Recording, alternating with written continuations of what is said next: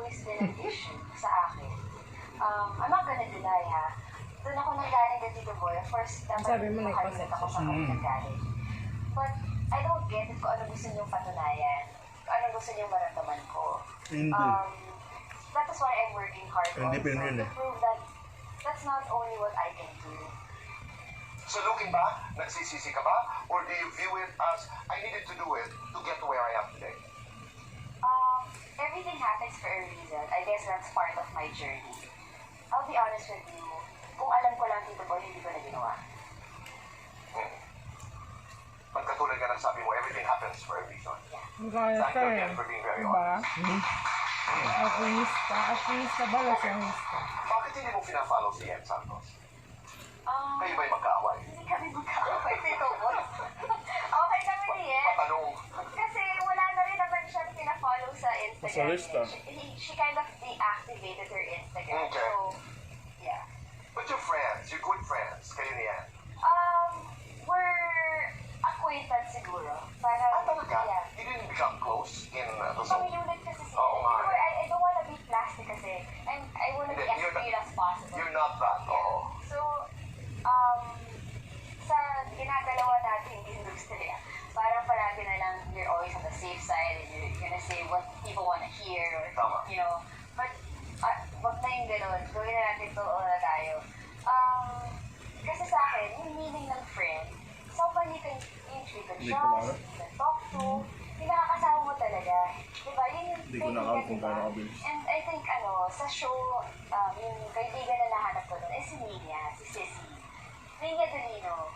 Yun yung, talagang alam niya yung personal life ko, kinakwento ko sa kanya, and I trust her. And it's nice na parang, na parang nakahanap Sila kasi lagi And also because magkasama. you're in the same unit, Yeah, you were put together by circumstances, parang, and I really hope sana talaga nagkaroon kami ng time din also. Para nakapag-usap kami, ganyan. okay, imbitahan mo ng lahat sa finale week. Go ahead, sa lahat. Ayun, maraming salamat po sa lahat ng mga sumubaybay sa aming show na Halik. Maraming salamat sa lahat ng mga sumusuporta, tsaka sa pagmamahal. Patuloy po tayong manood. Ang Halik po, mamimiss ko. And salamat din, di ba? Salamat sa inyo. Sa lahat ng team, sa lahat ng bumubuo po ng Halik. Maraming salamat. And good luck. Thank you God so bless. much. It's always an honor, it's always a pleasure. Looking forward to our next conversation. Maraming salamat. Happy birthday, Jason Borogay, our sound engineer.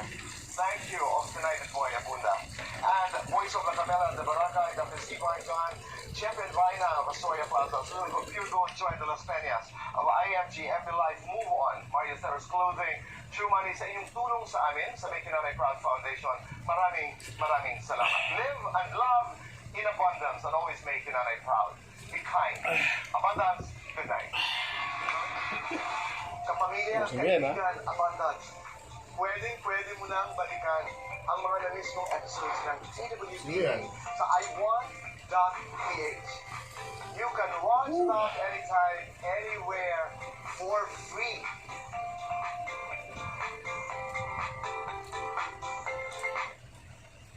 Ako po yung tinawag nila na street teacher dahil ako po yung mga nagtuturo sa mga bata na nasa lansangan. Kahit simpleng tao ka lang, may magagawa ka sa kapwa mo. Malasakit sa isa't isa. Yes, in the service of the Filipino. Sa mga bendita, magnitude 6.1 na lindol. Yumanig sa Metro Manila at ilang karating probinsya, epicenter na itala sa Castilleros, Zambales, 5 patay sa Pampanga. 30 na trap sa lubong gusali sa Porac, Pampanga. Napinsala naman ang Clark International Airport at iba pang instalasyon nito. Epekto ng lindol. Mga walang pasok, pati na mga pasaherong na stranded sa mga tigil operasyon. Lugan. LRT. Kailangan LRT yun. Bakang kaulan.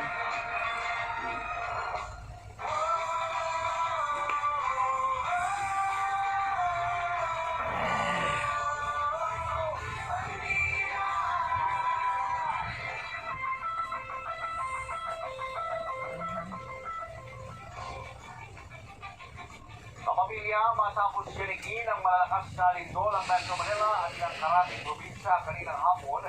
Isa sa pinaka-apektado ay ang probinsya ng Pampanga ay sa Provincial Disaster Risk Reduction Management Officer ng probinsya. SM nga gumagano yun. Ay doon sa lindol. At sa Porac, hindi bababa sa 30 ang na-trap sa isang gumuhong gusali.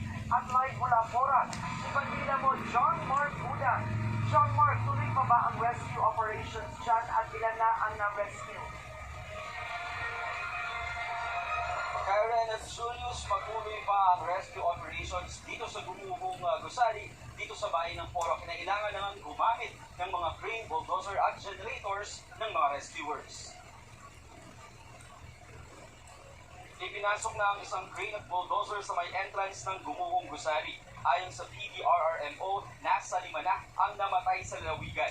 Dito sa pagguho sa Porac, 3 ang namatay at nasa 64 naman ang mga nasugatan. Nagtulong-tulong ang iba't ibang ahensya sa rescue operations, katulad na lamang ng mga bumbero at rescuers mula sa Pampanga Provincial Government, Red Cross at mga pulis. Ayon sa Porac Municipal DRRMO, nasa 10 katao pa ang kininiwalaang na-trap at ni-rescue sa ngayon sa nasabing gusali. Pinamadali naman nila ang operations para matiyak na masagip ng buhay ang mga ito. Samantala, bandang alas 11:14 kanina lang, isang babae ang na-rescue. Binigyan siya ng first aid at agad sinugod sa ospital. Simula kanina, alas 11 lang isang na-rescue. lalaki naman ang na-rescue rin.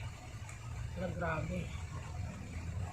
Wala pa rin kuryente dito sa lalawigan ng Pampanga at kanina ay bumisita nga si Speaker Gloria Macapagal Arroyo dito mismo sa lugar ng kung saan gumuho ang gusali. Si Ginang Arroyo ang kongresista Speaker na siya, ng mahal. kalawang distrito ng Pampanga kung saan Yun na ni sakop doon ang Duterte. bayan ng Porac. Sa ngayon, kanina nakita natin, Karen Julius, ay may 2 bangkay na Duterte.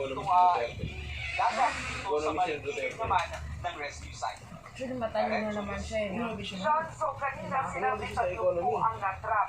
Ibig ba sabihin sa mga oras na ito, sinasabi mo, 10 na lang John ang naiwan doon sa loob. Yun, kanina Karen ang kanilang sinabi sa atin, Pero nasa alas 10 5 na lang tapos na ang alas 11 kanilang na. pinaniniwalaan na naiwan sa loob. Gaya nga ng nabanggit natin kanina, 4 na palapag itong gusali, pero kung titingnan mo, mistulang 1 floor na lang siya ngayon dahil nasa pagbuho. At kanina, 2 na ang inilabas na bangkay at 1 na ang dinala sa ospital. Kanina yan, mga alas 11:14, dito lang gabi. Alright, maraming salamat. Ang dasal namin para sa lahat dyan. John Mark Buda. Eh, sabi niya, dati na daw. Joke lang daw yun. Okay, Pero pagkita magiging sala ng lito sa Pampanga, makakausap natin sa linya ng telepono si Pampanga Governor Lilia Pineda. Governor, magandang gabi po. Magandang gabi, Julius, sa Kasarin, sa mga nanonood po. Governor, ano na po ang ginagawa ng provincial government para mapabilis po ang pagsakit dito po sa mga natrap sa gumuhong gusali? Isipin mo, ano na ako. Mga pray namin. Paano pa yung ginagawa ni ano? Ano ba yan? At talagang Yung napanood ko? sila dahil Atlas? yung mga dumaday, Gumawa ganun? lang naririnig ng mga Wala dumaday. yung mga inaasa, di ba? Tapos hindi nga nila malaman kung paano sila i-review kasi hindi alam mismo nung sa building kung ilan yung mga nandun sa loob o kung ilang